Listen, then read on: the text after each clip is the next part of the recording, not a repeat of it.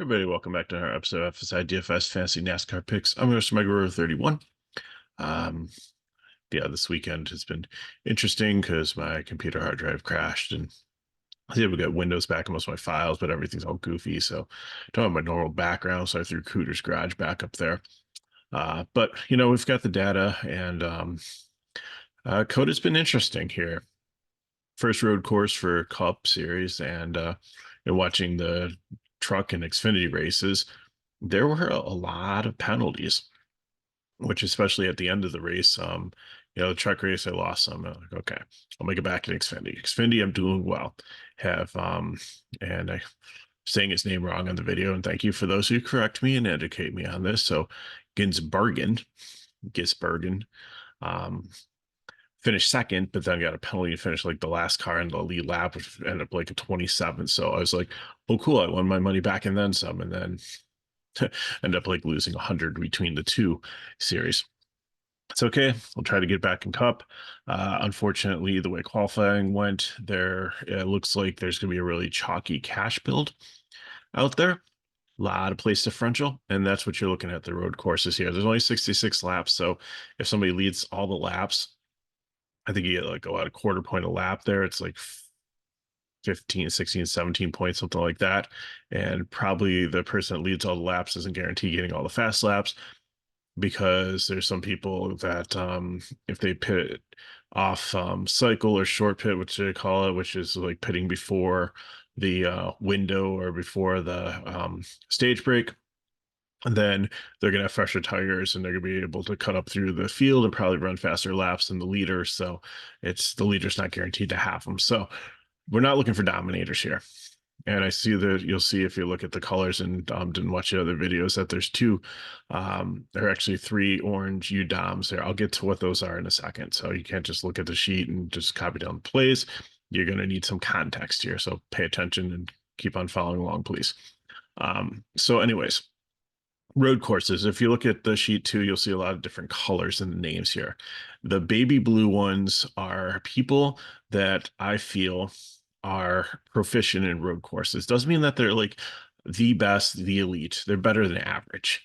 So I call it proficient. There are people that have spent more than 40% of their races finishing in the top 10 in the road courses, or top 10 or top 20. So, the upper half of this series. So, and some of them, their blue spilled over from Truck Series or from Xfinity as they moved up.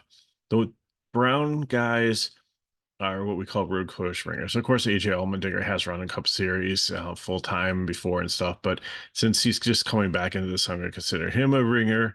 Van Gisbergen is also, we consider a ringer because he's only run a couple ones up in this series. He'll be in it eventually. And then Kobayashi is another one. So, and you see that more in like truck and Xfinity, where they don't have like charters and everyday rides, and a lot of people just hop into one of those. It's their dream to kind of race in this series, whether it be truck or Xfinity. So they're able to like buy some rides, and they do like Trans Ams or Corvettes or open wheel or go-karts or F1, F2, F3, IndyCar, something like that.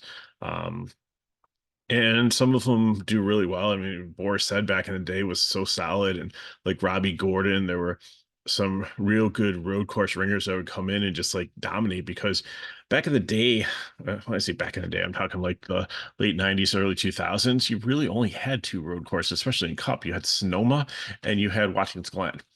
And then, with gimmicks and stuff with NASCAR, they came up with a Roval, and they came up with the Daytona road course, where I just always consider that like making a water park in your backyard, like putting a garbage bag and hose on your kid's slide and calling it a water park. It just doesn't work that way. It's just not a true road course. But COTA is, Road America is. There's a lot of good other road courses out there, and the Cup Series tends to run a bunch of them. Trucks only run one. Xfinity has a decent amount. So you have to be more proficient nowadays. The other thing too is when they brought out this new car, a couple years ago. They designed it to be a road course car that would drive on ovals, as compared to a track car that could be adapted to road courses. And really, because when I was in Williamsport for a time, uh, and when Watkins Glen, they used to have two separate cars that they send out: the road cars and the track oval cars. And because I remember like the haulers would come down, like they'd all fly out to Michigan the next week, um, from Watkins Glen, and all the trucks would go by. Through town, like people would line up in lawn chairs, and you always see the truck for like 15-30 seconds, but they'd be cheering and booing and stuff. And it was family affair for those there, and it's pretty cool. So, but anyways, so now we have like one car that's supposed to be, and it's going to be an adjustment for those who come from the Xfinity series, for those who come from truck. This car is heavier, and it doesn't handle like the trucks and Xfinity cars do on these road courses. The other thing too is it has a different shifter. It's a sequential shifter. So, if you picture like you're shifting your car, and you go up to go down. So if you're in third gear, you'd hit it up like second gear, first gear, or you pull it back towards you, be fourth gear, fifth gear, sixth gear, or whatever gears ratio they have.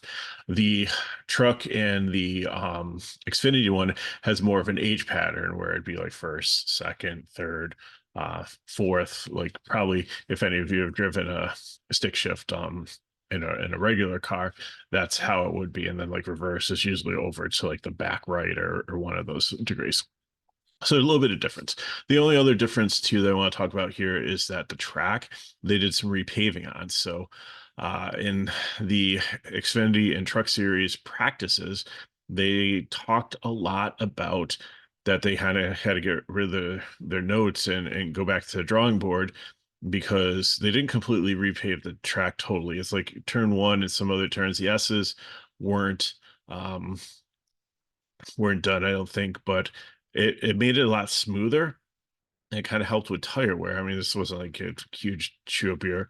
It's not like Homestead or like Old Atlanta or any of those tracks too, but it's a lot smoother, and the back tires don't stick as much. So I don't know with the Cup car if it was as noticeable as with the Xfinity and the truck, but it's something that I really have to kind of adjust to for that. So it's pretty much, I think, what we need to talk about for the breakdown, other than like the whole penalty thing. You have to stay within the lines in certain places for the track, and there were a lot of drivers struggling to do it.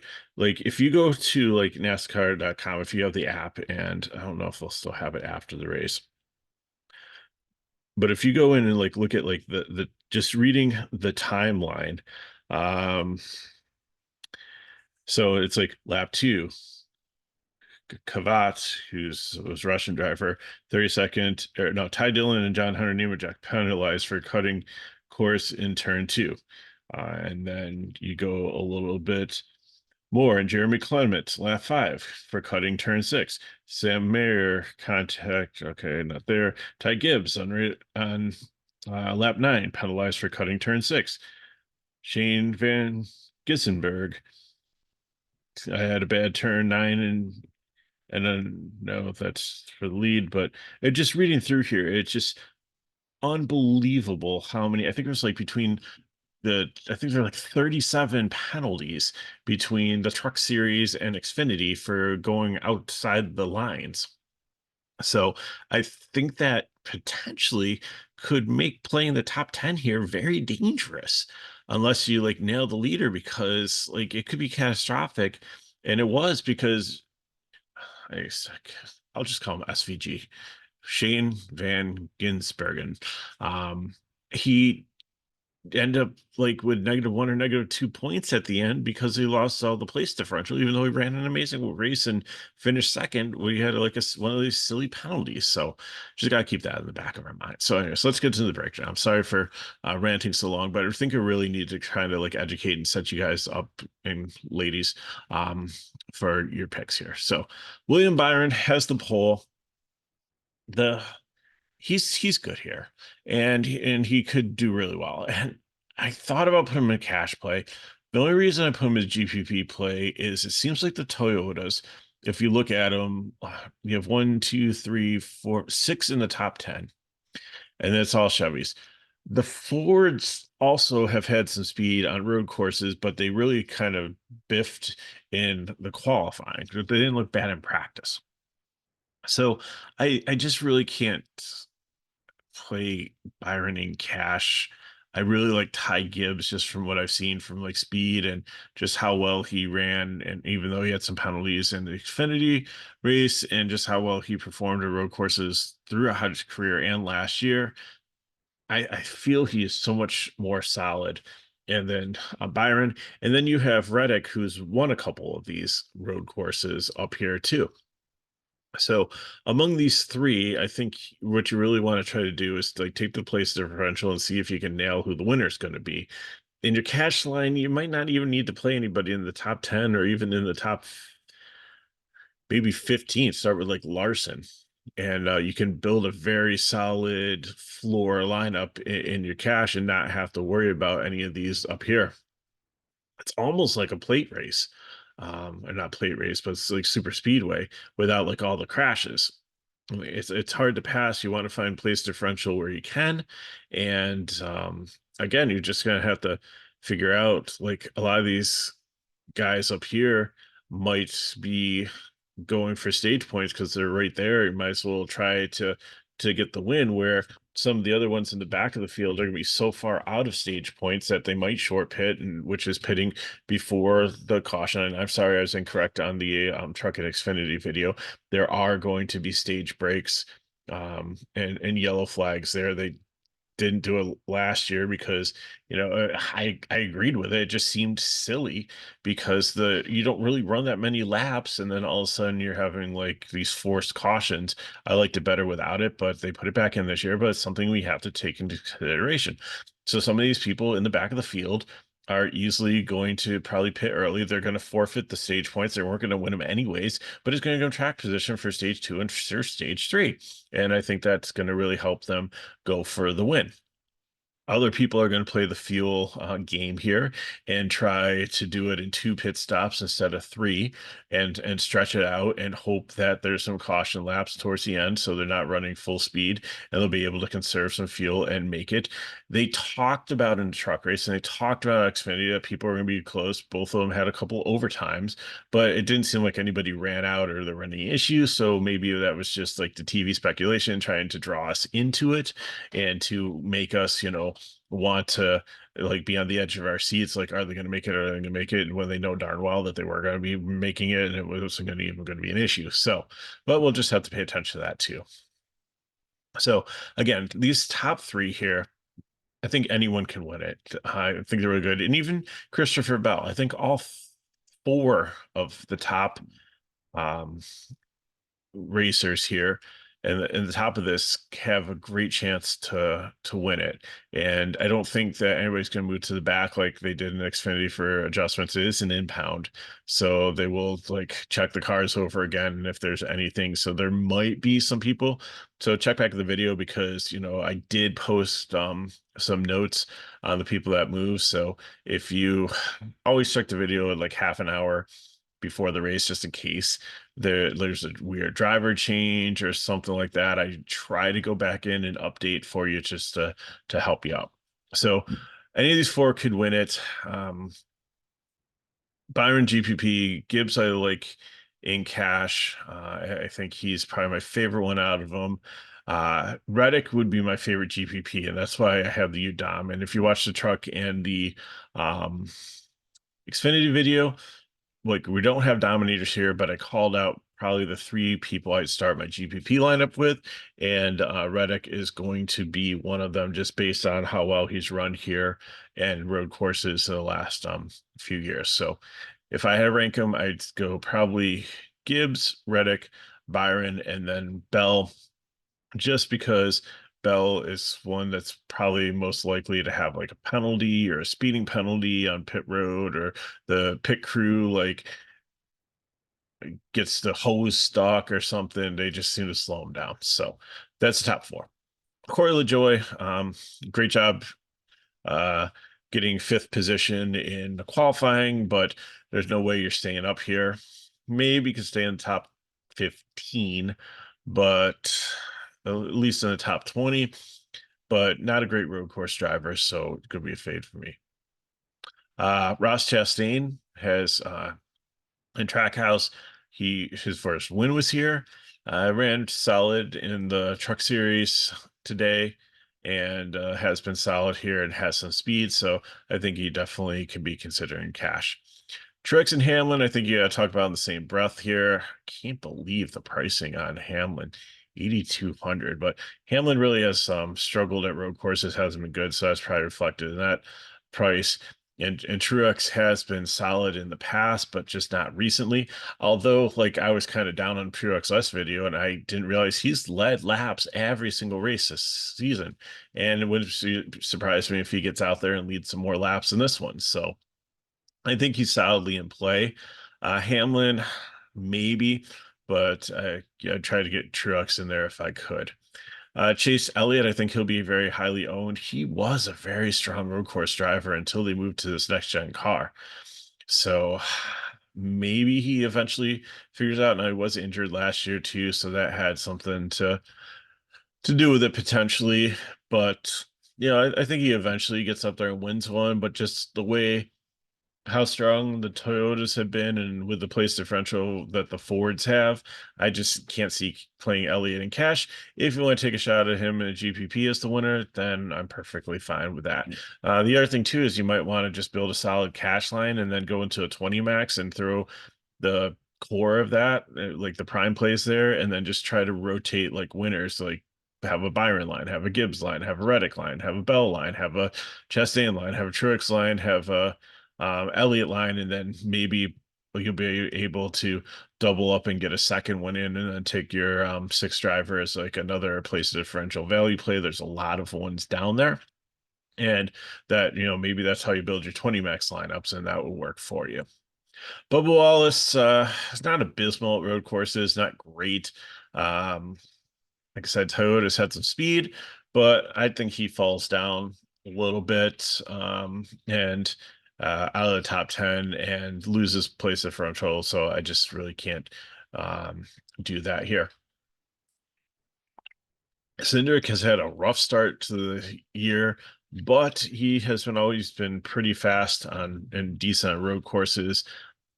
There were times where, as I said, Xfinity video where he'd be battling Allmendinger and Ty Gibbs and lose fenders and like get sent to the end of the line and be able to cut his way with a half a car through. I mean, different series, different car. I get it, but I've seen him do really well and know how to drive on these road courses. So I think that he's someone to consider also, but more of a GPP just with or his starting position here.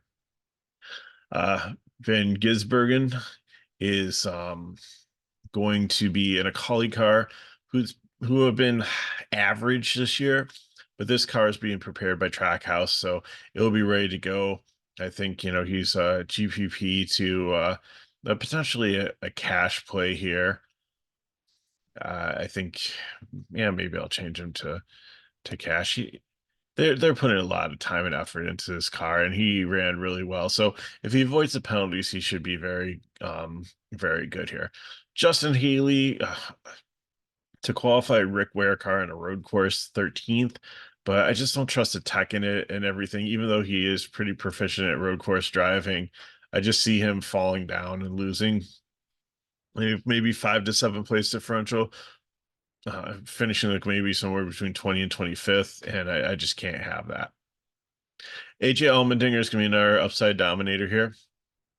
You could consider playing him in cash, but this is not, he doesn't have the A-team car here. I think all the resources go to SVG, and I think that this is a colleague prepared car and that he gets the seconds there. Of course, he has the luxury of being able to short pit and do different strategies and stuff because he's not racing for points in this series, which could help him with track position and stuff. But he's been, even though he's won races in Cup at road courses, he's much better in Xfinity. Larson, amazing job winning the Xfinity race. Got stopped and got tires before the green white checker overtime, and in the second overtime was able to cut through the field. And 12 SVG was battling Austin Hill. He was able to take advantage of it, get by both of them, and win the race. Kyle Busch has been solid at road courses too. Look good in practice. Just the qualifying results weren't as fast as the Toyotas, but I think he'll be okay. And I think yeah, you can play him in cash.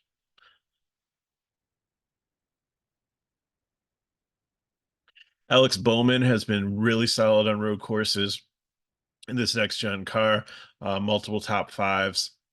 So he's going to be my first prime play here. I really like his potential. I think he will easily move up through the field and have a solid day. And I love the price point at 7,700. Carson Hocevar was good in the truck series. He is a very good driver, but again, I just worry about trying to get used to the car versus the truck and how it handles. If it comes to him, then I think he could be a very surprising play, potentially end up in the top 10. If he struggles, then I think he could probably finish where he starts or maybe a little bit lower. GPP play, not a fade play, but I think he'll be one to watch throughout the season. I think you'll see him continue to grow when it comes to driving these cars in the road course, but I don't know if he's quite there yet. It's the same thing that I said in the truck video where I said to fade Riggs in the 38. It was a good team and everything, but he just wasn't ready, and he ended up with uh finishing in like the 30s. So that was the right call there. But I know that he's got potential and that he's going to be dynamite down the road. And I think Hocevar is the same story. I just think he needs a little bit more seasoning and experience before I can feel safe playing him in cash. So whereas I'm grading cash here, like I said, Trackhouse has really found something at these this track. And between Chastain, SVG, and Suarez, I think they're all pretty strong plays. And maybe that's in a GPP you do take all three of them. Maybe they all hit on something and work together and finish like 1, 2, 3. That'd be pretty amazing.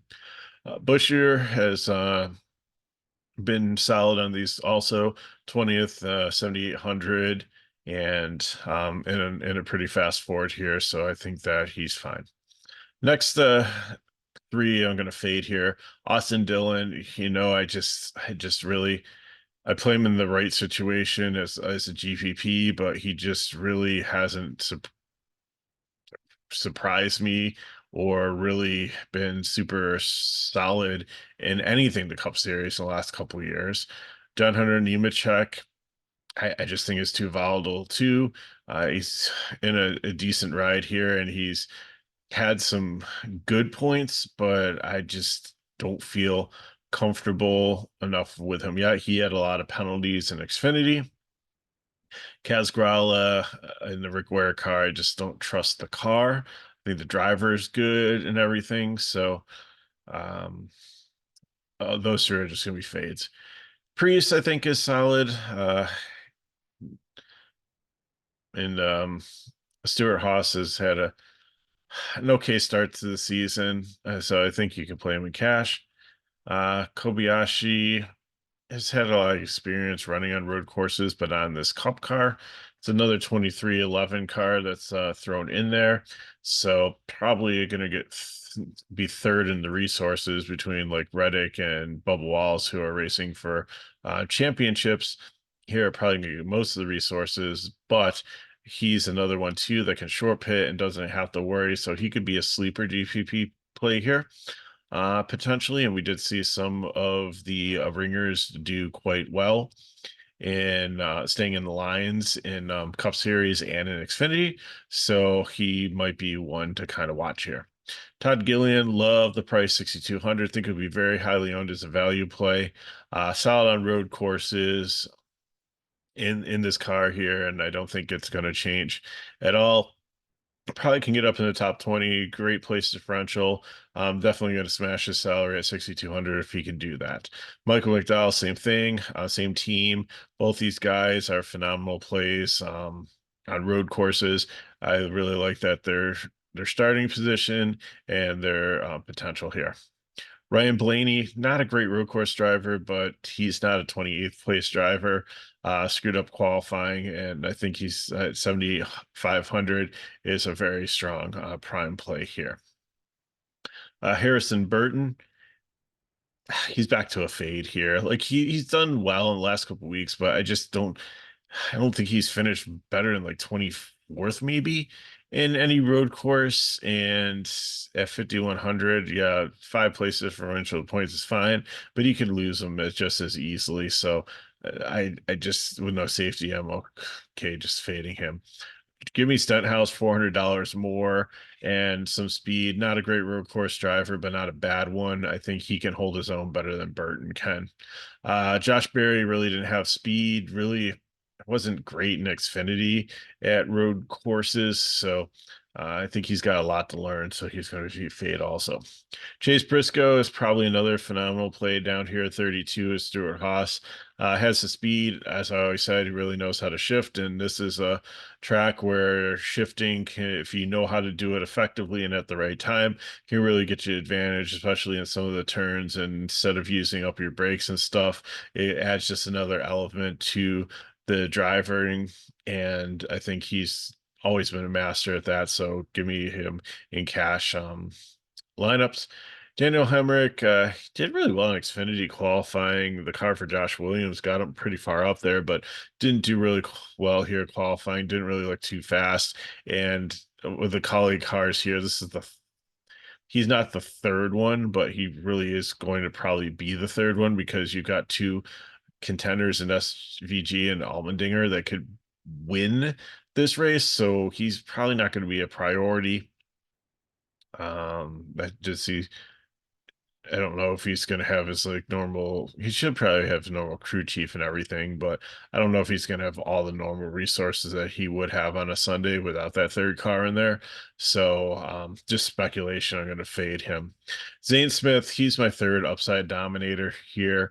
Again, we're not looking for dominators. We're just looking for very strong GPP plays. So he'll be the third one at GPP core. He was phenomenal on road courses in truck series. He struggled last year, so I think that's going to kind of keep ownership down if they look back and box score watch some when he switched to this car late in the season and ran some of the races. But I think that he's just got so much talent that, and the starting position really isn't that bad here. He's only going to lose you 5 points, if anything, if he finishes last. But I think there's so many other bad cars that are probably going to finish behind him through attrition. He should move up and he should be able to pay off his 5,400 salary. And that should open up if you're trying to play like a couple of these 10Ks or high 9K guys. Joey Logano is probably the second guy in your lineup. Like he and Blaney are the free squares right here in the seven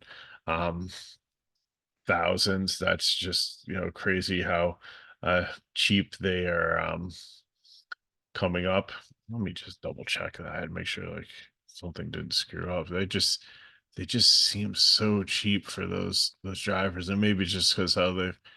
Nope, that's right. There's their pricing. So, yeah, the pricing overall in DK just seems soft, but like those two are your free squares in cash games. You just, I thought about trying to put other primes on other players, but I just had to call them out. They are the locks here in cash. With place differential, the Fords are fast. They should be fine. They'll get you, where you need to be and get you started. And I'm pairing with Bowman, but whatever four other drivers you want to put with them, they're going to make a solid line for you in cash.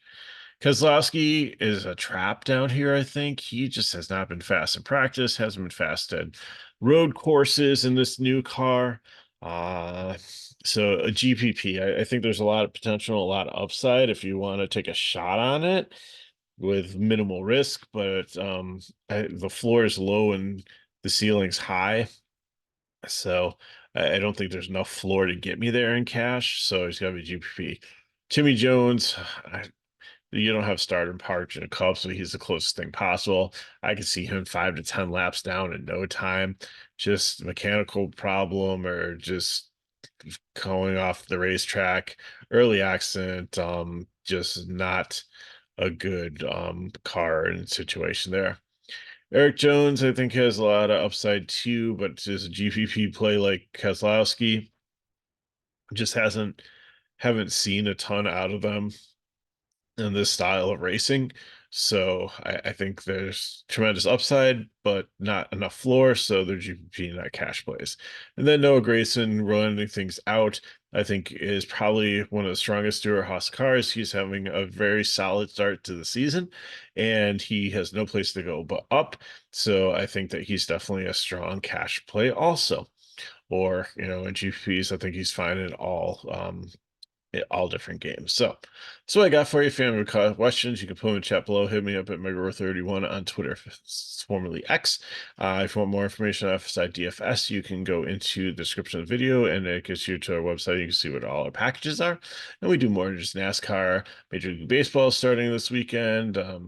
McKinley and I and Matt Noah is going to be joining us this year too. So excited about that. And we've got Jesse who's going to be helping us with data. Jesse brings years of experience in diving into like the numbers and the analytics of baseball, and has found some real gems and plays for like pitchers and like batters that have like advantages and parks. He just is so in tune with the numbers. Another great asset they're adding on this season.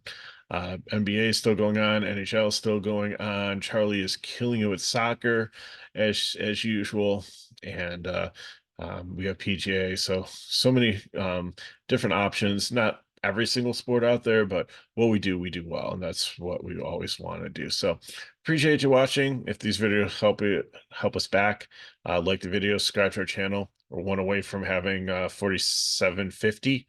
It'd be nice to get 251 more to get to 5K by the end of the year. So if you haven't subscribed yet and you watch these videos all the time, what are you waiting for? Just please just click the button. It just really helps us, um, I promise you, once we get to 5K, we'll be wanting to, I want more.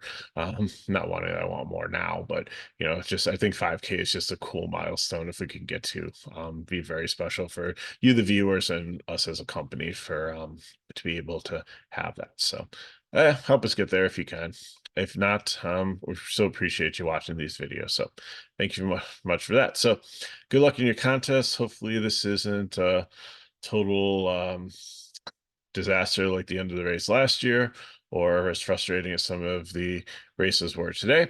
And so be back next week for Richmond, and it's probably a good time to sign up next week. It's a one-day pass is like $3, and a weekend pass only $5. It's going to be a case where same day practice and qualifying. I'll try to get a speculation video out, but I do work in retail and do a lot in my church. So with Good Friday and Easter holiday, I'm going to be quite busy. So I can't promise I'm going to get a speculation video out, and I definitely won't be able to get a video out in between qualifying and the race next week for Richmond. I think the trucks are off. I think it's just Xfinity and Cup, but we'll definitely have a Cup video. So thanks for watching. You know how to get a hold of me if you have any questions. Good luck in your contests, and I'll see you next week.